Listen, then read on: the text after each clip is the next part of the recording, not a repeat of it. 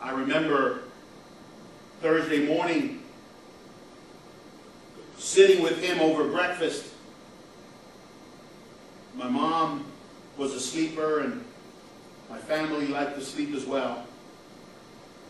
So him and I were by ourselves, and it was the last time I talked to him. I wish I had a recorder.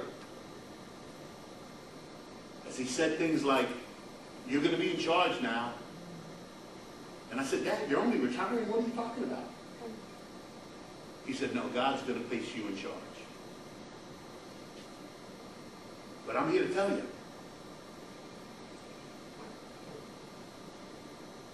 I got hungry because of that incident in my life. I became angry and bitter and didn't understand what God was doing.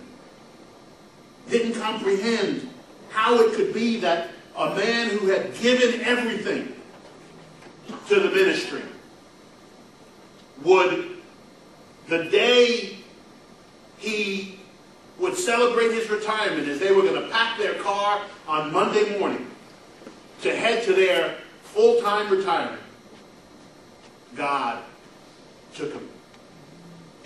I became angry.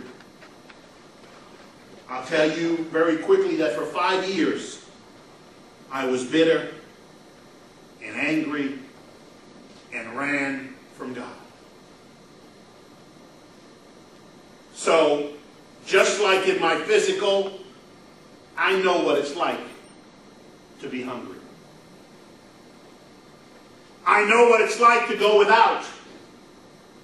I know, having been raised in church and having gotten saved at 16 and having worked in the ministry and having been a vital part of my father's church ministry, I know what it was like to be spiritually fed and be used of God, but I also know what it's like to run. Boy, now let me tell you something. It hurts to be hungry. It hurts to have a need.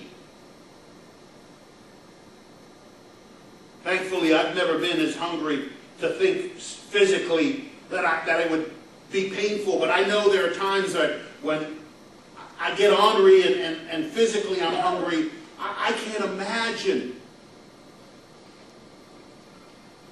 having to need food that much, that it would hurt. But I know what it's like when you need spiritual food. I know what it's like to run from God. I know what it's like to be angry. I know what it's like to hold on to bitterness. I know what it's like to feel like there's nothing anyone can do for me. I know what it's like to even say, God can't even help me. I know what it's like. I pray this morning that you may not be that hungry. But in a room this size, there may be somebody who's just at the point of spiritual starvation. So I'd like to give you a few helpful hints that have helped me through the years. As 5 years later, I came back to the heart of worship. And I recognized that His ways are the best ways. Amen. And that He's the God of the mountain, but more importantly, He's the God of the valley. And that He never left me. I was never alone. Bitter, angry, depressed, hurting, but never alone. Amen. You may think you're alone, but I'm here to tell you you're not alone. You may be hurting right now. You may be bitter think that your case is a hopeless case. But I'm here to tell you, with Jesus, you're going to be all right. Amen. You're going to be all right. Are you hungry? Boy, that looks good. The first thing we need to talk about this morning is you need to give what you have.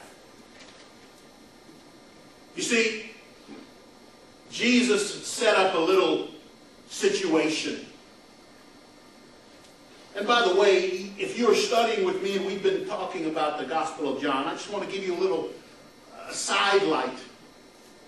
Because the first few words of chapter 6 says, after these things.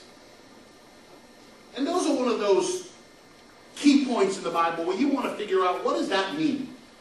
You would normally think that after the events of chapter 5, this is what he's talking about. But the reality is that the Bible tells us, if you begin to compare the harmony of the Gospels, the four Gospels together, and the life of Jesus, you realize that after these things, there was a lot that happened between chapter 5 and chapter 6. Most believe that at least a year had gone by. Because the harmonies tell us that he preached the Sermon on the Mount, Matthew chapter 5. He heals the Roman centurion servant. He raises a widow's son to life. He sends demons into the herd of pigs. He heals a bleeding woman. He heals Jairus' daughter. And John the Baptist had been put in prison and was now killed. A lot had gone on between chapter 5 and chapter 6. Probably almost a year.